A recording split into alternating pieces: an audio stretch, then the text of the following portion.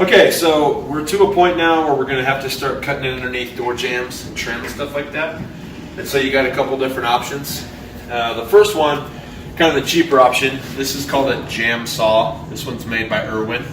And it's reversible, where if you press down on that guy, you can flip it either direction, whichever's easiest for you.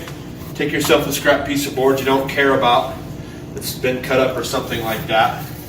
And you're going to use that just as your depth guide, where you can put it against that and start cutting. The much easier, highly recommended option is to use one of these oscillating multi-tools. Get a wood blade on the end of there. Same idea though, since you're not going to be able to hear me, I'm going to talk through it. You're gonna come back here and you're just going to take just above the height of your flooring off of the bottom of your door jamb and all of your baseboard, so that as you cut it in there nice and tight, you'll obviously get it underneath your baseboard on the wall, but you can also sneak this in so that you can't see any kind of cuts or openings. You can slide it perfectly underneath your door jambs, and it looks perfect, like it went in there before the doors did.